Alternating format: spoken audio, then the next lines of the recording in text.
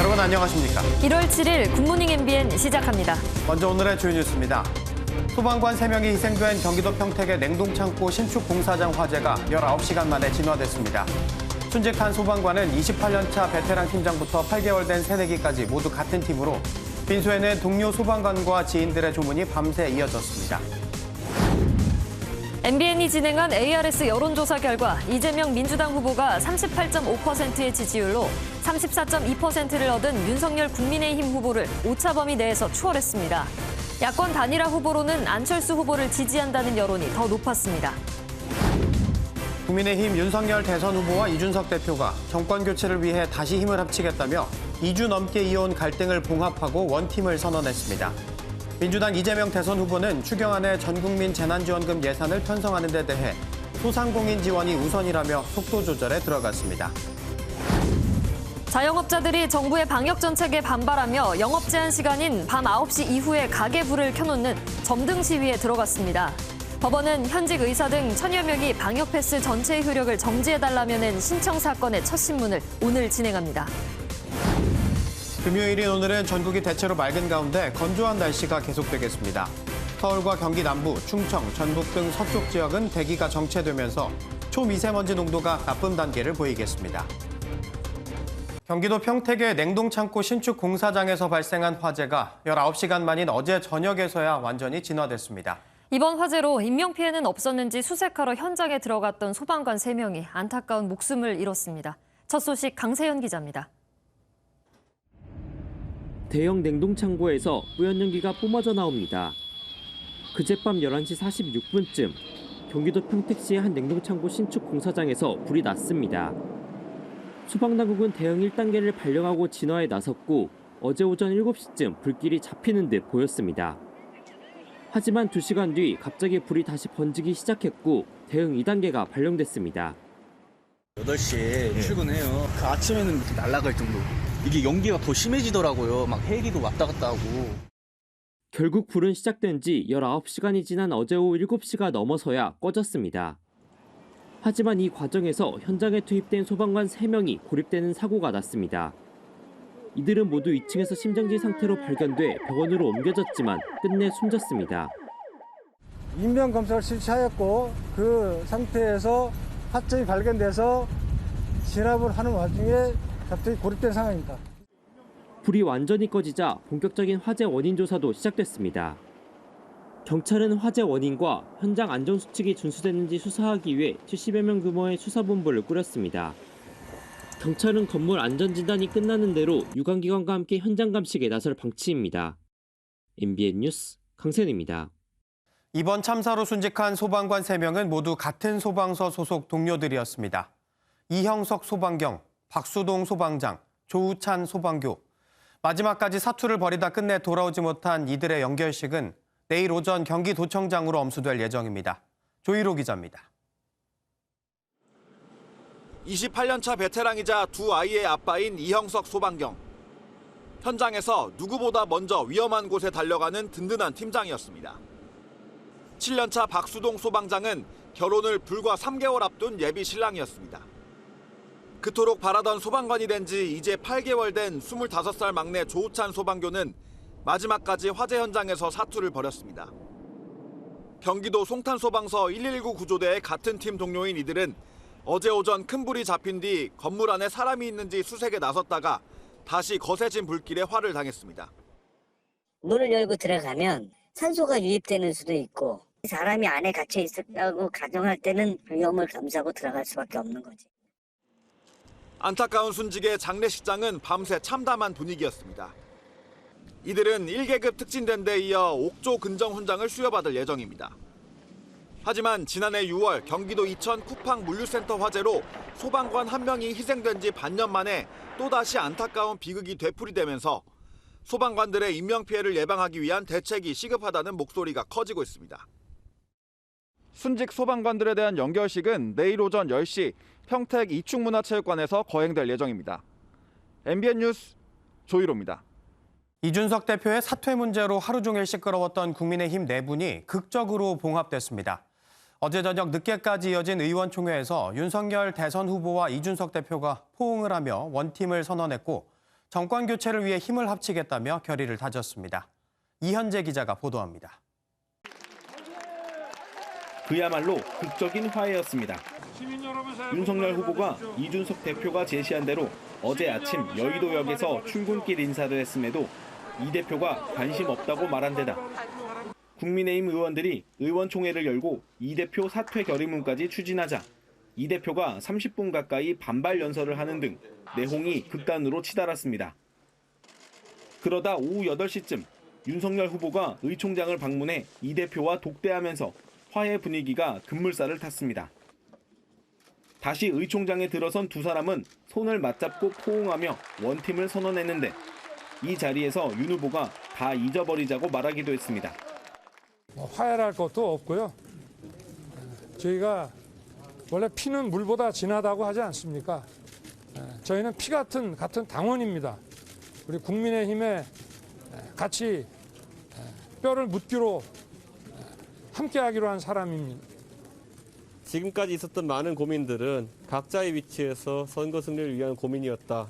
이렇게 말씀드릴 수 있겠고 이제는 그 고민에 있어가지고 접점이 마련된 것 같습니다. 이후 윤 후보와 이 대표는 김기현 원내대표와 권영세 사무총장과 함께 경기 평택 화재 현장에서 순직한 소방관 3명의 빈소를 방문했습니다. 너무 안타까운 사고고 국민의 한 사람으로서 유족들에게 뭐라 위로의 말씀을 드려야 될지 저도 잘 모르겠습니다. 다시는 이러한 안타까운 희생이 발생하지 않도록 해야 되겠습니다.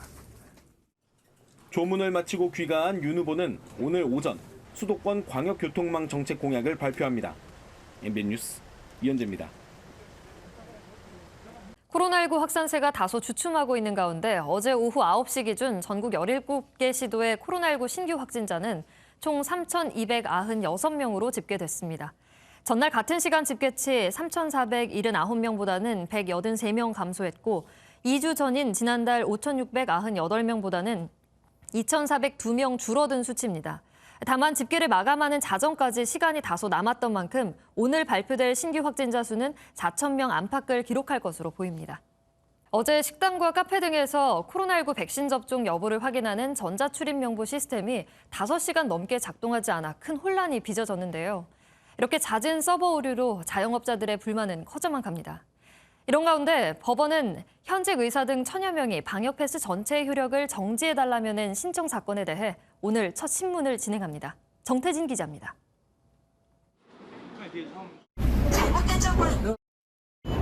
이게 아예 안 열려요. 어제 오후 2시 반쯤 식당과 카페 곳곳에서 시설 출입자 명단을 관리하기 위한 앱이 열리지 않는 일이 발생했습니다. 방문자들의 QR코드를 찍을 수 없다 보니 안심코를 이용하거나 사용이 금지된 수기 명부가 다시 등장하기도 했습니다. 이 전체가 다 오류라 하더라고요. 아니 지금까지 잘 됐는데 다른 데서도 그러더라는 거예요. 오류. 그 뒤로 또 손님 오셨는데 방역 패스를 둘러싼 반발과 잦은 서버 오류에도 방역 당국은 방역 패스 효과가 분명하다고 거듭 강조했습니다. 확진자가 4,000명대로 떨어지고 위중증 환자 수가 24일 만에 800명대로 내려오는 등 유행이 감소세로 바뀐 건 사적 모임 제한 강화 등의 거리 두기보다도 방역 패스의 역할이 컸다고 보고 있는 겁니다. 다만 유행 상황이 나아지면 거리 두기를 해제하고 위험도가 낮은 학원, 영화관, 독서실 등부터 방역 패스를 완화하겠다고 덧붙였습니다. 그러나 지금은 안심할 단계가 아닌 만큼 방역 패스 효력이 정지된 학원과 독서실 등에 대해서도 밀집도 기준을 강화하겠다고 밝혀 학원들이 반발하고 있습니다. 법원 처분이 나왔음에도 전혀 무시를 한 상황에서 일방적으로 옥죄기를 하고 있는 거고 강도 높은 압력밖에 안 되는 거죠. 방역 당국과 자영업자들의 충돌이 계속되는 가운데 오늘은 식당과 카페 등 17종 시설의 방역 패스 집행정지 신청 법원 신문이 열릴 예정입니다. MBN 뉴스 정태진입니다. 자영업자들이 정부의 영업시간 제한에 항의하며 밤 9시 이후에도 가게에 불을 켜두는 점등 시위에 들어갔습니다. 일단 앞으로 일주일 동안 진행되는데요. 이들은 앞으로 바뀌는 게 없다면 더욱 강력한 단체 행동에 나서겠다고 선언했습니다. 홍지우 기자입니다. 피켓을 든 자영업자들이 서울 영등포구의 한 카페 앞에 모였습니다. 영업 제한 시간인 밤 9시 이후에도 가게와 간판에 불을 켜두는 이른바 점등 시위의 시작을 알리기 위해서입니다. 정부의 방역 지침에 맞서 간판불이라도 켜서 장사하겠다는 마음을 표현하고 나선 겁니다. 영업 제한 제거주시 철폐하라! 철폐하라! 철폐하라! 철폐하라! 이들이 무릎까지 꿇어가며 애타게 외치는 건 영업시간 제한을 없애달라는 것. 한 번만 살려주십시오. 저희 열심히 살겠습니다. 장사하게 해주십시오. 부탁드리겠습니다. 안 그래도 줄어든 손님을 가려서 받아야 하는 방역 패스 역시 자영업자들에겐 큰 고민입니다. 일상회복에 돌입하겠다라고 발표했다가 갑자기 또 변경이 되면서 점등 시위라도 이제 시작해서 이 방역 패스 부분에 대한 것들에 대해서 저항을 해야 되겠다. 자영업자들은 앞으로 일주일 동안 시위를 진행할 예정인데 이후에도 바뀌는 게 없으면 더 강력한 단체 행동에 돌입하겠다는 입장입니다. 또 오는 10일에는 서울 여의도에서 현실적인 손실 보상을 요구하는 집회를 열 계획입니다. MBN 뉴스 홍지호입니다. 오미크론 변이가 맹위를 떨치고 있는 가운데 미국은 지난 일주일 동안 신규 확진자가 400만 명에 달한 것으로 나타났습니다. 존스홉킨스 대학에 따르면 지난 5일 기준으로 일주일 동안 집계된 미국의 총 확진자 수는 이전 일주일과 비교해 89% 증가한 402만 명을 기록해 1분당 400명의 감염자가 발생한 것으로 분석됐습니다. 유럽연합 EU도 지난 5일 기준 코로나19 신규 확진자 수가 사상 처음으로 100만 명을 넘어섰습니다. 북한이 그제 시험 발사한 탄도미사일이 음속 5배가량 속도를 내는 극초음속 미사일로 700km 설정된 표적을 오차없이 명중했다고 자평했습니다. 우리 군은 속도와 사거리 등 재원을 정밀 분석 중인데 대응 가능한 수준이라고 밝혔습니다. 임성재 기자입니다. 북한이 그제 오전 자강도 일대에서 동해상으로 시험 발사한 탄도미사일입니다. 원뿔 모양의 탄두부가 눈에 띄는데 조선중앙TV 등 매체들은 극초음속 미사일이 초기 발사각의 120km를 측면 기동해 700km 떨어진 표적을 명중했다고 주장했습니다. 극초음속 미사일 부문에서의 연이은 시험 성공은 방제 8차 대회가 제시한 국가 전략 무력의 현대화 과업을 다그치고 극초음속 미사일은 마하 5 이상의 속도와 좌우 변칙 기동으로 한미 미사일 방어망을 무력화할 수 있는 고난이도 기술로 북한은 지난해 9월 28일 시험 발사된 사거리 200km, 마하 3의 화성 8형에 대해서도 극초음속 미사일이라고 주장한 바 있습니다.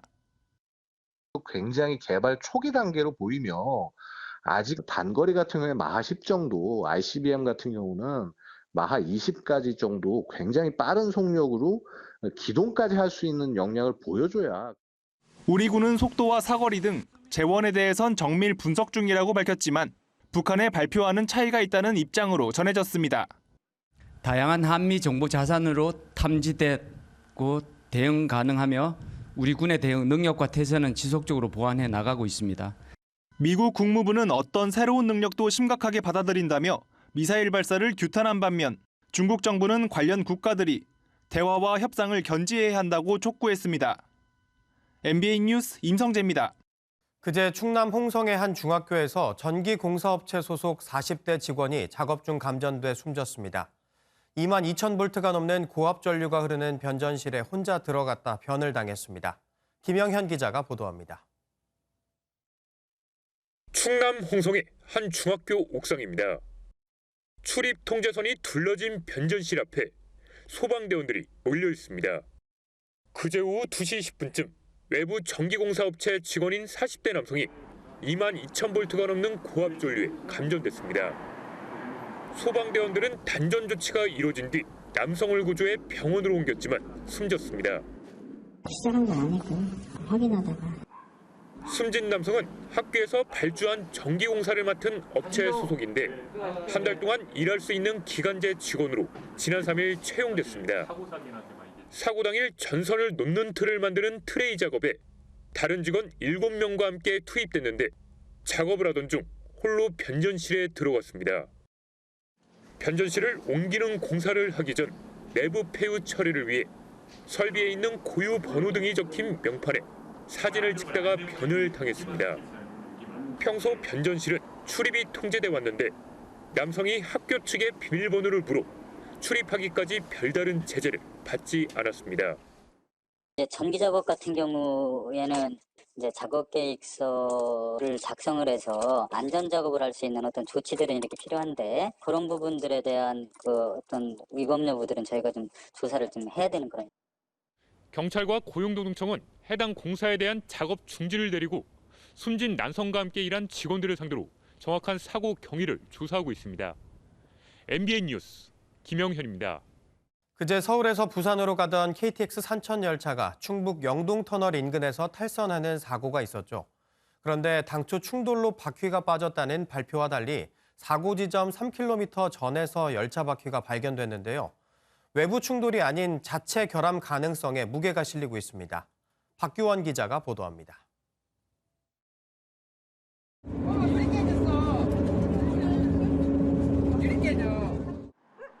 그제 낮 충북 영동터널 인근에서 발생한 KTX 산천 열차 선로 이탈 사고. 이 사고로 승객 7명이 다쳤고 120편 열차가 지연된 끝에 어제 오전에야 복구 작업이 완료됐습니다. 터널 구조물이 떨어지며 충격으로 바퀴가 선로를 벗어나 발생한 것으로 알려졌지만 국토교통부의 현장 조사 결과 탈선한 차량의 바퀴가 3km가량 전인 5탄 터널에서 발견됐습니다. 실제로 시속 300km 가까운 속도로 달리는 열차가 멈출 때까지 약 3km 거리가 필요한 것으로 알려졌습니다. 바퀴가 빠져 비상제동이 걸렸고 열차가 멈추다 탈선했을 것이라는 추정이 가능한 이유입니다. 이 때문에 KTX 열차 자체의 결함 가능성이 제기됐습니다. KTX 배차는 일체형이거든요. 하나로 돼 있어서 그 자체만 그렇게 분리될 수는 없거든요. 바퀴가 다른 요인으로 해서 부러진 건지 정확하게 알아야 규명이 되겠죠. 국토교통부 항공철도사고 조사위는 빠진 열차 바퀴와 현장 주변 선로에 중점을 두고 조사를 이어갈 방침입니다. MBN 뉴스 박규원입니다.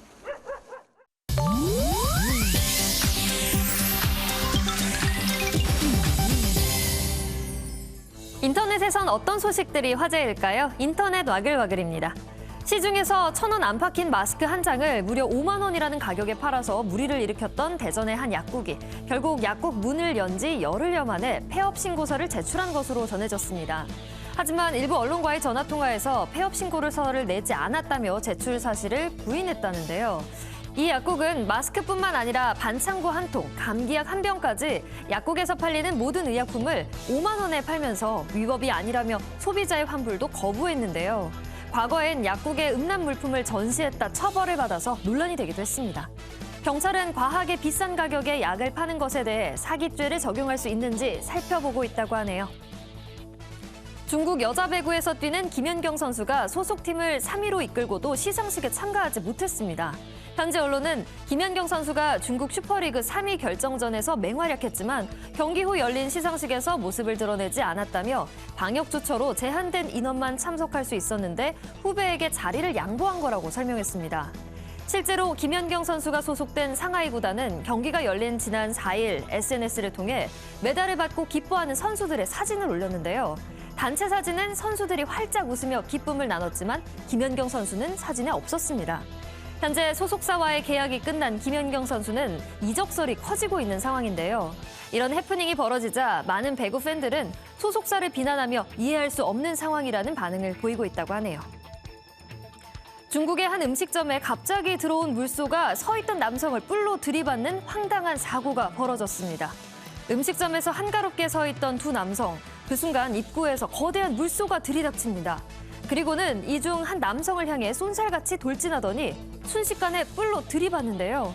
남성은 공중에 붕 떴다가 땅으로 내동댕이 쳐집니다. 옆에 있던 남성은 너무 놀라서 어쩔 줄 몰라 하는데 이 물소는 아랑곳하지 않고 식당 테이블과 의자를 들이받으며 가게 안을 돌아다니다 밖으로 나가버렸다는데요. 물소의 코에 콧뚜레와 줄이 묶여있는 것으로 보아 인근 농가에서 탈출한 것으로 보인다는데 밥 먹으러 왔다가 날벼락 맞은 남성은 결국 병원 신세를 졌다고 하네요. 미국에서는 한 반려견이 고속도로를 내달려 도움을 요청한 끝에 교통사고를 당한 주인을 살렸습니다. 현지 시간 지난 3일 저녁 뉴햄프셔주 경찰은 지역의 한 다리에 개 한 마리가 있다는 신고를 받고 출동했는데요. 그런데 개가 경찰관의 주의를 끌면서 계속 달리다가 한 도로의 경사면을 응시했다고 합니다. 경사면 아래엔 심하게 파손된 트럭과 탑승자 남성 2명이 차량에서 튕겨져 나와 큰 부상을 입은 채 쓰러져 있었는데요. 당시 기온이 낮아 그날 발견하지 못했다면 목숨을 잃을 뻔했다고 합니다. 기특한 반려견 덕에 병원으로 이송된 남성들은 건강을 되찾았다고 하는데요. 주인을 살린 늠름한 반려견의 모습이 정말 감동적이네요. 인터넷 와글와글이었습니다. 오늘로 CJ 대한통운 택배노조 총파업 11일째입니다. 노사는 지난해 사회적 합의를 통해 올해부터 분류 전담 인력을 두기 위해 택배비를 인상했는데요. 그런데 노조는 기사들이 아직 분류 작업을 하고 있다며 인상분의 일부를 달라고 하고 있고 사측은 그렇다면 실태 조사를 먼저 하자고 맞서고 있습니다. 유승호 기자가 취재했습니다. 비조합원들이 대리점에서 밀린 물량을 반송하려고 레일 위에 상자들을 옮깁니다. 택배노조 조합원들은 택배 상자가 쌓여 있는 곳으로 상자를 다시 던집니다.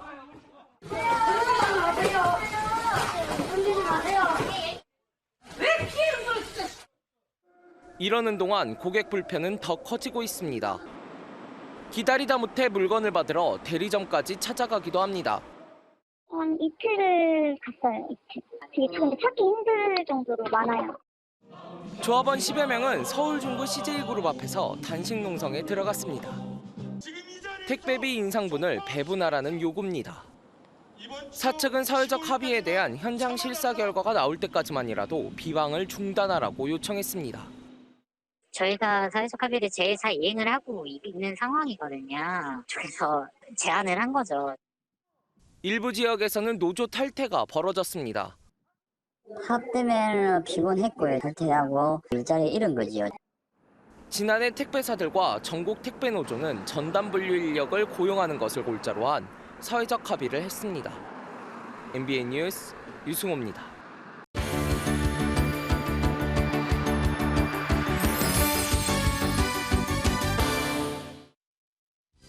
굿모닝 월드입니다.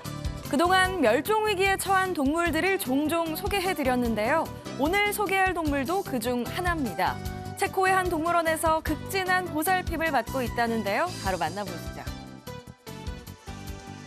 혹시 원뱃이라고 들어보셨나요? 바로 이 동물인데요. 코알라 같기도 하고 커다란 쥐 같기도 하죠. 오스트레일리아에 사는 초식 동물로 현재 멸종 위기에 처한 귀한 동물이라고 합니다. 쿠퍼라는 이름의 이 원뱃은 체코 프라하의 동물원에서 처음 언론에 공개됐는데 좀처럼 만나기 어려운 이 원뱃을 향한 관심이 뜨겁다고 합니다. 내일부턴 관람객들도 만날 예정이라고 하네요. 반대로 자연으로 무사히 돌아간 동물도 있습니다. 1년에 걸쳐 나는 법부터 다시 배웠다는데 드디어 스스로 하늘을 나는 감격스러운 순간을 맞았습니다. 하늘과 맞닿은 산 꼭대기.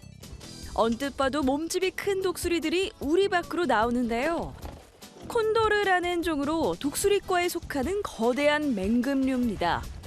재활 과정을 거친 뒤 자연의 품으로 돌려보내려 전통 의식까지 치렀는데요. 어리둥절 머뭇거리나 싶더니 금세 날개를 펴고 위엄을 자랑합니다. 멋지게 하늘을 날며 그동안 고마웠다고 작별 인사를 하는 것 같은데요. 앞으로는 자연 속에서 자유로운 삶을 만끽했으면 좋겠습니다. 역사적으로 중대한 사건을 겪은 사람을 흔히 역사의 산증인이라고 하는데요. 미국에서 제2차 세계대전에 참전한 산증인이 112세의 나이로 별이 됐다고 합니다.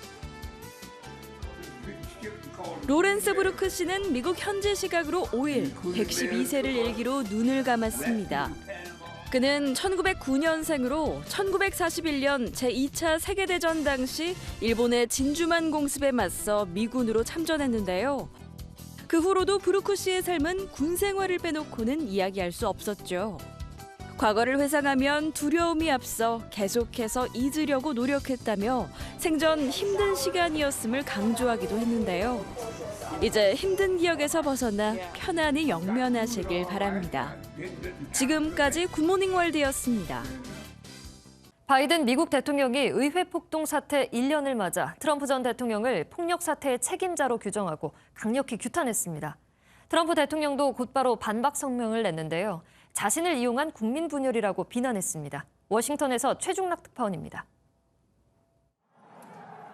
전 세계를 경악해 했던 미국 의회 폭동 사태 이후 1년.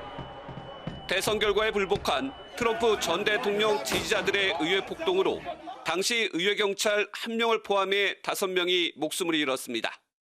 바이든 미국 대통령은 꼭 1년 만에 폭동 현장을 찾아 트럼프 전 대통령을 폭력 사태의 책임자로 규정했습니다. For the first time in our history, a president had not just lost an election, he tried to prevent the peaceful transfer of power as a violent mob breached the Capitol. 특히 트럼프 전 대통령이 선거 결과에 의심하며 거짓을 유포하고 있다고 비난했습니다. 싸움을 걸어온다면 용납하지 않을 것이라고도 경고했습니다. We cannot allow ourselves to be that kind of nation. The way forward is to recognize the truth. 바이든 대통령은 연설 내내 트럼프 전 대통령의 이름을 직접 언급하지 않고 전직 대통령, 패배한 전직 대통령, 그라는 단어를 사용했습니다.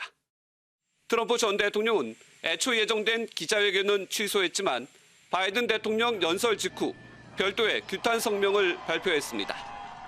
바이든 대통령이 자신의 이름을 미국을 더 분열시키는 데 이용했고 완전히 실패했다는 사실을 보여주는 시선 돌리기에 불과하다며 특유의 조롱으로 반격했습니다.